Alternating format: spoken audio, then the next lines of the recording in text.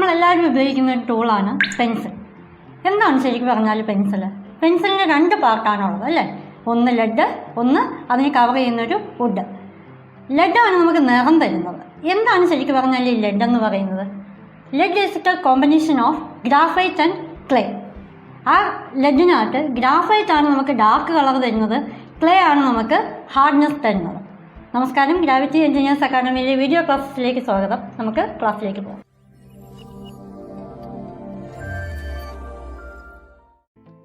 ഇന്ന് നമ്മൾ നോക്കാൻ പോകുന്ന സബ്ജക്റ്റ് എഞ്ചിനീയറിംഗ് ഡ്രോയിങ്. എഞ്ചിനീയറിംഗ് ഡ്രോയിങ്ങിൽ ആദ്യത്തെ ടോപ്പിക് എന്ന് പറയുന്നത് drawing board. Shape of the drawing board. Rectangular ഷേപ്പിലുള്ള ഡ്രോയിങ് ബോർഡ്സാണ് നമ്മൾ ഉപയോഗിക്കുന്നത്. മെറ്റീരിയൽ ഏതാണ്? ഡ്രോയിങ് ബോർഡ് മാനുഫാക്ചർ ചെയ്യാനായിട്ട് ഉപയോഗിക്കുന്ന മെറ്റീരിയൽ ഏതാണ്? സോഫ്റ്റ് വുഡ് ആയിട്ടുള്ള പൈൻ, ഓക്ക്, ചിപ്പ് അങ്ങനെയുള്ള മെറ്റീരിയൽസാണ് നമ്മൾ എന്തായാലും ഉപയോഗിക്കുന്നത്, ഡ്രോയിങ് ബോർഡ് മാനുഫാക്ചർ ചെയ്യാനായിട്ട് ഉപയോഗിക്കുന്നത്. ഇനി ഡ്രോയിങ് ബോർഡ് നമ്മൾ എക്സാക്ട്ലി ഹൊറിസോണ്ടലായിട്ടല്ല നമ്മൾ കീപ്പ് ചെയ്യുന്നത് while drawing. So we keep A slope, that is 1/8 എന്ന് പറയുന്ന ഒരു സ്ലോപ്പിലാണ് നമ്മൾ ഡ്രോയിങ് ബോർഡ് വരയ്ക്കാൻ നേരം ഉപയോഗിക്കുന്നത്. ഇനി ഡ്രോയിങ് ബോർഡിൻ്റെ തിക്നെസ് എന്ന് പറയുന്നത് ഡ്രോയിങ് ബോർഡിന് എത്ര കട്ടിയുണ്ട് എന്നുള്ളതാണ് ചോദിക്കുന്നത്. ഇനി നമുക്ക് ഡിഫറെൻറ്റ് ടൈപ്പ് ഡ്രോയിങ് ബോർഡ്സ് ഉണ്ട്, അതിന് നോക്കിയിട്ട് നമുക്ക് തിക്നെസ്സിലേക്ക് തിരിച്ചു വരാം.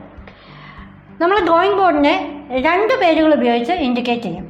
B0 അല്ലെങ്കിൽ D0 അല്ലെങ്കിൽ B1 D1. B അല്ലെങ്കിൽ D എന്ന് പറയുന്ന ലെറ്റർ യൂസ് ചെയ്തിട്ടാണ് നമ്മൾ ഡ്രോയിങ് ബോർഡിനെ ഇൻഡിക്കേറ്റ് ചെയ്യുന്നത്.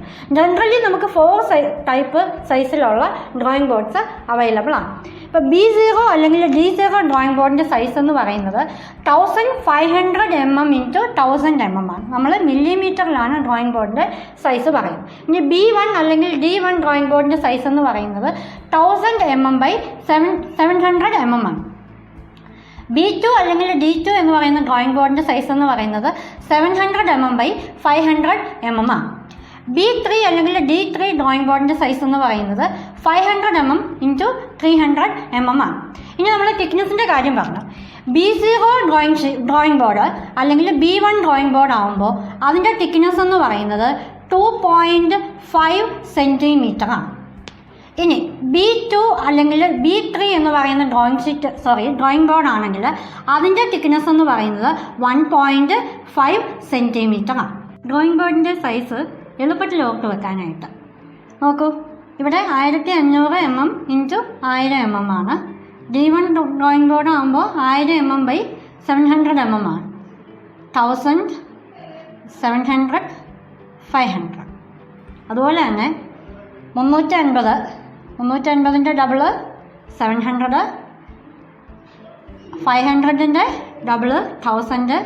700ന് മാത്രം ഒരു എക്സെപ്ഷൻ ഉണ്ട്, ഡബിളല്ല, കുറച്ച് കൂടുതലുണ്ട്. 1400 പകരം 1500. നിങ്ങളായി ഒരു റിലേഷൻ ഡെവലപ്പ് ചെയ്ത് അത് ഓർത്ത് വെക്കാൻ കഴിയുന്നതാണ്.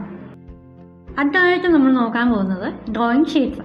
റെക്റ്റാങ്കുലർ ഷേപ്പിലുള്ള ഡ്രോയിങ് ഷീറ്റ്സ് ആണ് നമ്മൾ ഉപയോഗിക്കുന്നത്. 2 ടൈപ്പ് ഡ്രോയിങ് ഷീറ്റ്സ് ആണ് നമുക്ക് അവൈലബിൾ ആയിട്ടുള്ളത്. Trimmed drawing sheets and untrimmed drawing sheets. നമ്മൾ CGCA അക്കോർഡിംഗ് ടു ISO 216 ആണ് നമ്മൾ യൂസ് ചെയ്യുന്നത്. ഓൾ ഓവർ ദി വേൾഡ് CGCAയിലുള്ള ഡ്രോയിങ് ഷീറ്റ്സ് ആണ് അഡോപ്റ്റ് ചെയ്തിരിക്കുന്നത്. നമുക്ക് ട്രിംഡ് ഡ്രോയിങ് ഷീറ്റിൻ്റെ സൈസ് ഒന്ന് നോക്കാം. ഡ്രോയിങ് ഷീറ്റിൻ്റെ പേര് CGCA ആയതുകൊണ്ട് തന്നെ നമ്മൾ A വെച്ചിട്ടാണ് ഇൻഡിക്കേറ്റ് ചെയ്യുന്നത്. A0 ഡ്രോയിങ് ഷീറ്റിൻ്റെ സൈസ് എന്ന് പറയുന്നത് 1189 mm × 841 mm. A1 841 mm × 594 mm. A2 594 mm × 420 mm. A3 420 mm × 297 mm. A4 297 mm × 210 mm. നമ്മൾ ഡ്രോയിങ് ബോർഡിൻ്റെ സൈസ് ഈസിയായി പഠിച്ചതുപോലെ തന്നെ നമുക്ക് ഡ്രോയിങ് ഷീറ്റിൻ്റെ സൈസും പഠിക്കാൻ കഴിയും. 841, 594, 420, 297. സിമിലർലി 210ൻ്റെ ഡബിളാണ് 420. 297ൻ്റെ ഡബിളാണ് 594. 420യുടെ എക്സാക്റ്റ് ഡബിൾ അല്ല 841, ബട്ട് സ്റ്റിൽ നമുക്കൊരു റിലേഷൻ ഡെവലപ്പ് ചെയ്യാൻ കഴിയും. അതുപോലെ തന്നെയാണ് 594ൻ്റെ എക്സാക്റ്റ് ഡബിൾ അല്ല 1189, ബട്ട് സ്റ്റിൽ നമുക്കൊരു റിലേഷൻ ഡെവലപ്പ് ചെയ്ത് ഈസി ആയിട്ട് ഡ്രോയിങ് ഷീറ്റിൻ്റെ സൈസ് പഠിക്കാൻ പറ്റും. അടുത്തത് അൺട്രിംഡ് ഡ്രോയിങ് ഷീറ്റിൻ്റെ സൈസാണ്. നമ്മൾ CGCAയുടെ തന്നെയാണ് ഇവിടെയും പറയുന്നത്. A0 1230 mm × 880 mm. A1 880 mm × 625 mm. A2 625 mm × 450 mm. A3 450 mm × 330 mm. A4 330 mm into 240 mm. ഇവിടെ നമുക്കൊരു റിലേഷൻ ഡെവലപ്പ് ചെയ്യാം. 880, 625, 450, 330. നമുക്ക് ഈസി ആയിട്ട് ഡ്രോയിങ് ഷീറ്റിൻ്റെ സൈസ് ഓർത്ത് വെക്കാം. അടുത്തതായിട്ട് ഡ്രോയിങ് ഷീറ്റ്സിൻ്റെ ഏരിയ എത്രയൊക്കെയാണ് വരുന്നത്. A0 ഡ്രോയിങ് ഷീറ്റ് ആണെങ്കിൽ അതിൻ്റെ ഏരിയ 1 മീറ്റർ സ്ക്വയർ. A1 ആണെങ്കിൽ 0.5 metre square. A2 0.25 metre square. A3 0.125 metre square. A4 0.0625 metre square. ഇതിനോട് നിങ്ങൾക്കൊരു റിലേഷൻ ഡെവലപ്പ് ചെയ്യാം. അതായത് A0 ഡ്രോയിങ് ഷീറ്റിൻ്റെ ഏരിയയുടെ ഹാഫാണ് A1 ഡ്രോയിങ് ഷീറ്റിൻ്റെ area. Similarly A2, A3, A4 എല്ലാം ഏരിയാസ് ഹാഫായിട്ട് റെഡ്യൂസ് ചെയ്തിട്ടാണ് വരുന്നത്. ഇനി ഇമ്പോർട്ടൻ്റ് ആയിട്ടുള്ളൊരു ഫാക്റ്റ്, ഡ്രോയിങ് ഷീറ്റ്സിൻ്റെ വിഡ്ത്ത് ടു ലെങ്ത് റേഷ്യോ എന്ന് പറയുന്നത് 1:2 ആണ്. പല മുൻവർഷ ചോദ്യ പേപ്പറുകളിലും നമുക്ക് കാണാൻ കഴിഞ്ഞിട്ടുള്ളൊരു ക്വസ്റ്റ്യനും കൂടിയാണ് ഈ 1:2 എന്ന് പറയുന്ന വിഡ്ത്ത് ടു ലെങ്ത് റേഷ്യോ.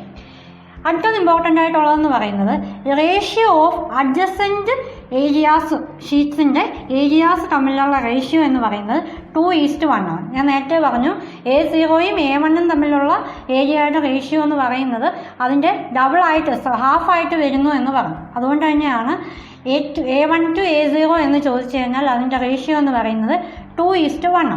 ഇനി ഇമ്പോർട്ടൻ്റ് ആയിട്ടുള്ള ഒരു അടുത്ത ഫാക്റ്റ് എന്ന് പറയുന്നത് ഇമ്പീരിയൽ സൈസ് പേപ്പർ ഏതാണ്, ഡ്രോയിങ് ഷീറ്റ്സിൽ ഇമ്പീരിയൽ സൈസ് ഏതാണ് എന്ന് ചോദിച്ചു കഴിഞ്ഞാൽ A1 ഷീറ്റ്സിനെയാണ് നമ്മൾ എന്തെന്ന് പറയുന്നത്, ഇമ്പീരിയൽ സൈസ് പേപ്പർ എന്ന് പറയുന്നത്.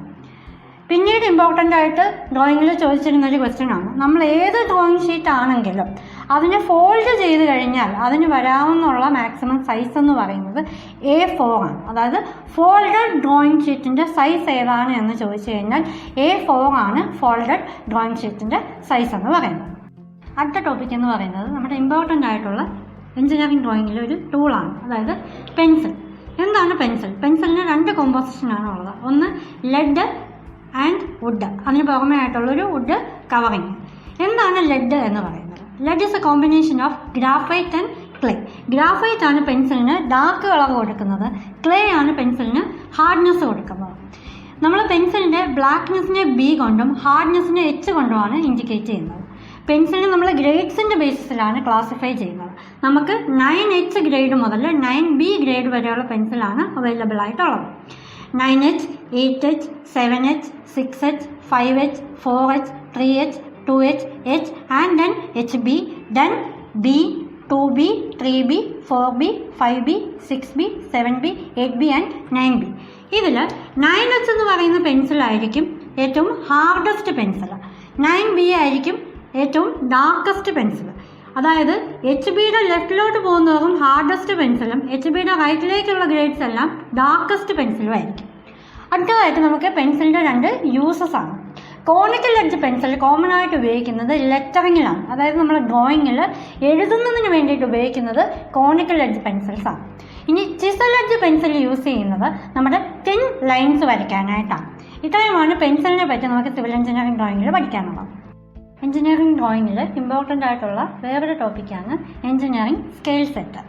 യൂഷ്വലി നമുക്ക് സ്കെയിൽ സെറ്റ് അവൈലബിൾ ആയിട്ടുള്ളത് സെല്ലുലോയിഡ് അല്ലെങ്കിൽ കാർഡ്ബോർഡ് സ്കെയിൽസ് ആണ് അവൈലബിൾ ആയിട്ടുള്ളത്.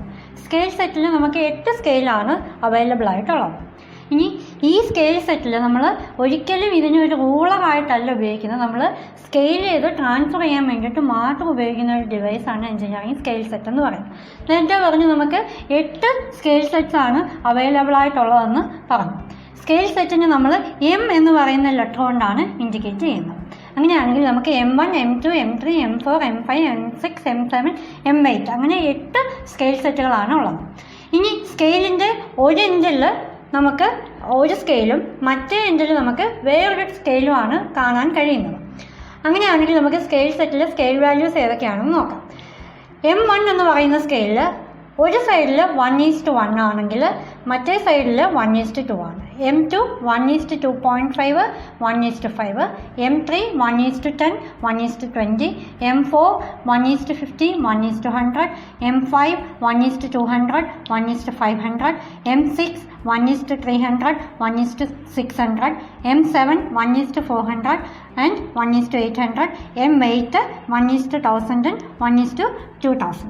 നമുക്ക് ഈ എളുപ്പത്തിലത് ഒന്ന് പഠിക്കാൻ ശ്രമിക്കാം.